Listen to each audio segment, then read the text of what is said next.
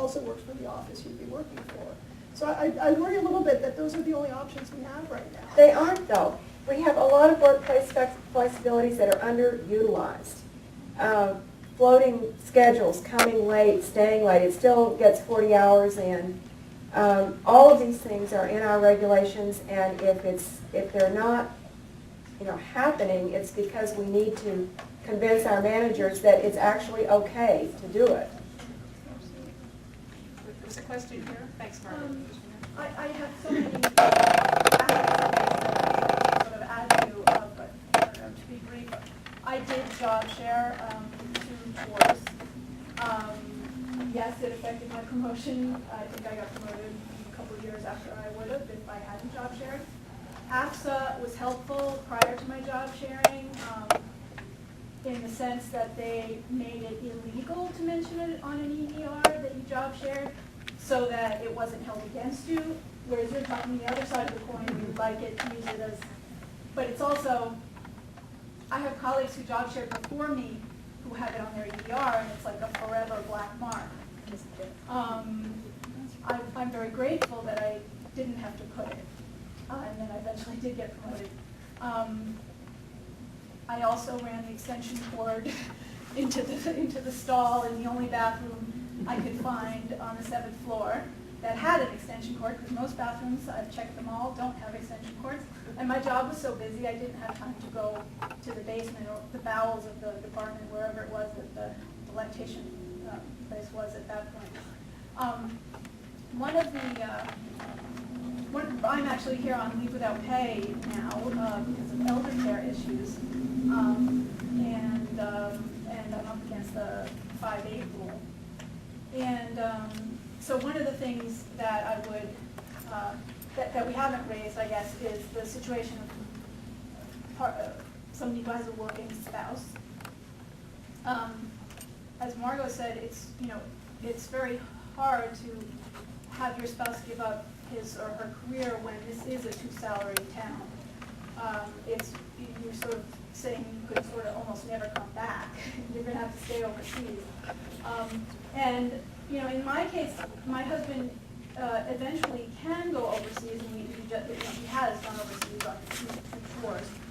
But I would like to have more control over the timing. So I guess the question of the 5-8 rule and whether there could be greater flexibility on this,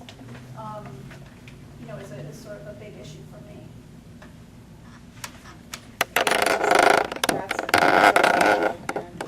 We really don't have anyone here from assignments to deal with that question, but it's certainly something that, for the record, should be taken to the Director General's office to answer.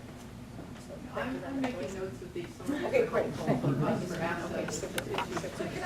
one quick note to that, though, that I think any system that's an up-or-out system that doesn't offer these other options is by definition a discriminatory system. And I think that's an issue that we never have gotten at with reporting. Women cannot have linear careers these days. It's almost impossible, and yet you're required to by the up-or-out system.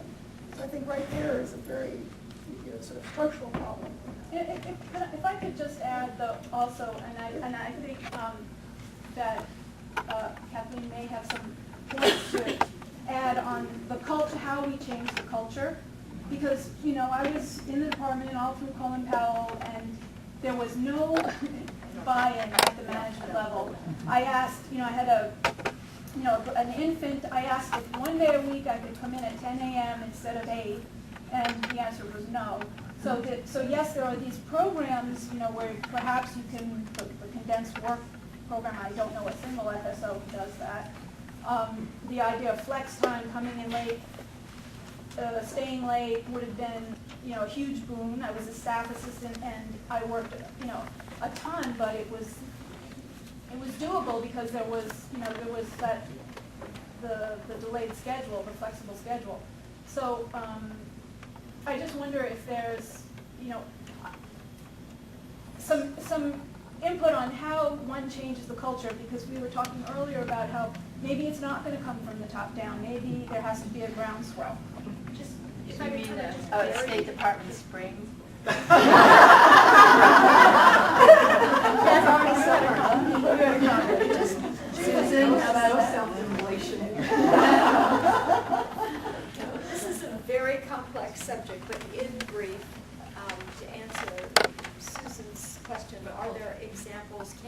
your question, how does it work, can you change it? The answer is yes, but, no culture changes itself voluntarily. It takes more than a village. It takes a burning platform. Or there are many examples on the work-life front, and work-life is often served as I call work-life the most subversive effort, actually, inside a corporation or a university. Every institution has had need to transform itself. And this recession and global, whatever it is we're going through, if there isn't a burning platform now, there will probably never be. But just briefly, at the firm I was at, the change did not come from the top. Change actually, in this regard, culture change rarely comes from the top, because the culture, after all, seeps down. They're the problem. The guys at the top, and they're usually guys, frankly, are the trouble. And the problem with culture, it's like the oxygen you breathe. It's you breathe it, and you don't even know what you're doing or how you're doing or the messages you're sending. So in the case of the firm I was with, we set up a system, and we did change it, and to answer your question, it took probably 7 to 10 years, because we did it very slowly, because the support from the top will help accelerate things, but only did we get their buy-in after they realized the train was moving out of the station without it. And basically the thing you need to do, and I'm guessing that you don't have affinity groups. Yes, we do. You do? Okay. What you need to do is have advocates throughout the organization, like parents, nursing mothers, fathers, whoever are people with particular issues, and you'll have a whole bunch of issues. They need to be empowered to actually set up what we called them local action councils. And 2 senior leaders were assigned to each unit or whatever the issue is. But the people who had the problem framed the problem and informed leadership what was going to be required to change it. And what we did have was a vice chair of HR, but not the chairman of the firm, who could have cared less about this and actually opposed it from time to time.